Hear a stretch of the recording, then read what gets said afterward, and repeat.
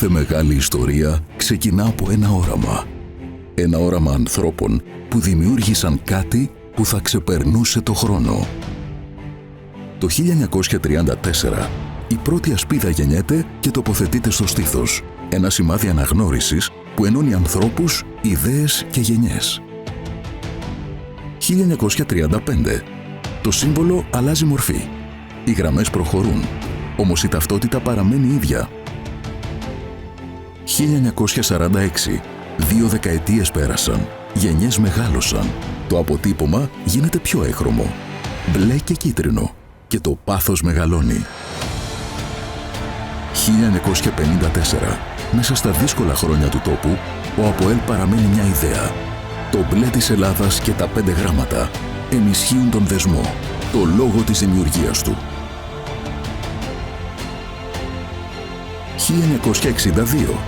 Η νέα δεκαετία φέρνει μια νέα εικόνα. Μια νέα εποχή ξημερώνει για την Κύπρο και μαζί της ένας ΑΠΟΕΛ που εξελίσσεται. 1963.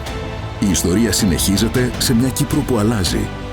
Ο ΑΠΟΕΛ επεκτείνεται, ξεπερνά τα όρια της εποχής του και ανοίγει τα φτερά του. Ο θρύλος ξεκινά να γράφει τη δική του ευρωπαϊκή ιστορία.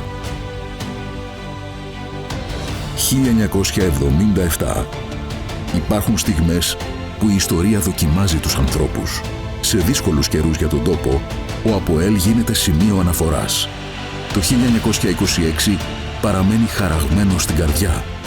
Η χρονιά που γεννήθηκε μια ιδέα. Μια ιδέα που συνεχίζει να ζει. 1979. Η δύναμη βρίσκεται στην απλότητα. Η ασπίδα επιστρέφει σε μια απλή μορφή. Και την ίδια στιγμή, μια νέα εποχή γεννιέται. Οι φωνές των φιλάθλων οργανώνονται. Το πάθος παίρνει μορφή.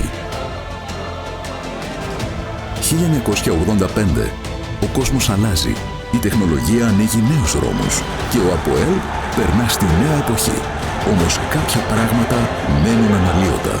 Τα χρώματα, η ιστορία, η ψυχή του συλλόγου. 2009. Ένα νέο κεφάλαιο ανοίγει. Ο ΑΠΟΕΛ γράφει νέες σελίδες, κατακτά νέες κορυφές και το όνομά του ταξιδεύει πιο μακριά από ποτέ.